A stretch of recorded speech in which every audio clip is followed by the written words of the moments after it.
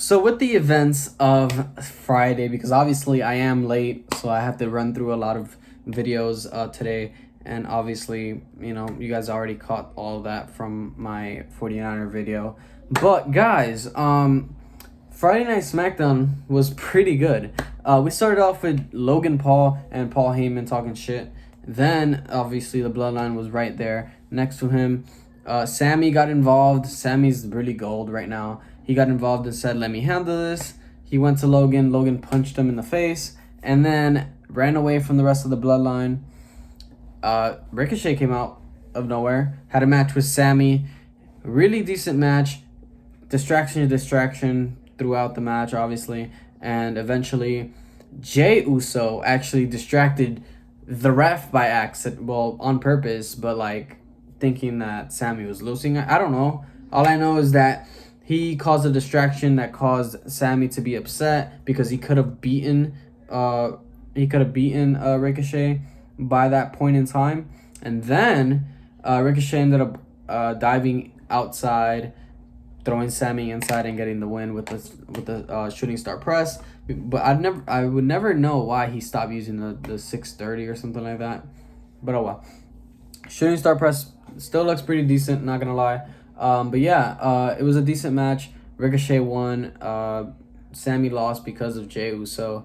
Then after the match, Madcap Moss came out because the Bloodline wanted to beat up Ricochet and Logan Paul. And we noticed that we're gonna have a North American Championship match tonight that night, because obviously Solo Sikoa is the new NXT North American champion. So what this means, I do not know. Maybe now they make the North American title a title that can go between all the brands, just so Solo Sikoa can just go anywhere. I don't know. All I know is that it was pretty good. He had a match with Madcap Moss. It was a decent match. Went pretty long. But before the match even happened, obviously, everyone was in the back. Solo Sikoa was like, "Hey, Jey Uso, you're lacking today. You're not at your tip-top shape like you usually are, bro. But let your little bro handle it. Sammy, are you coming?" And Sammy's lights, little eyes went glowing. And he's like, "Yeah, let's go." And he left with Solo. I want to know how this story is going to turn out. This is insane. This is pretty good.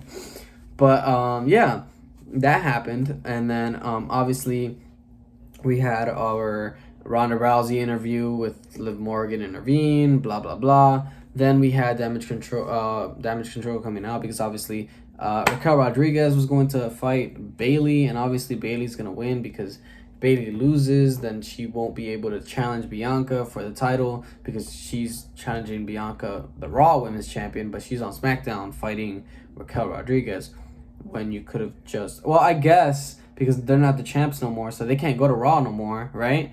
So that's why Bayley had to come to SmackDown, because obviously she's affiliated with the... I don't know, guys. I just don't know. I don't know what I'm trying to get at. Whatever. Let's just steamroll to our main event because everything else really didn't matter. Braun Strowman came out and got jumped by the Alpha Academy, but ended up not being jumped because he's OP. So anyway... So, yes, our main event was a fatal four-way to determine who will be the number one contenders for the undisputed WWE Tag Team Championships. And the Brawling Brutes won. Literally thought that the only people who could win was either Imperium or the New Day. With the New Day wouldn't make sense because they just lost to the Viking Raiders. The only reason why the Viking Raiders aren't in the actual match was because obviously Michael Cole told us that they're injured, one of them at least. So... hopefully they speedy recovery for them as well, because they just recently came out of before the transformation. They were actually injured as well, so that's interesting.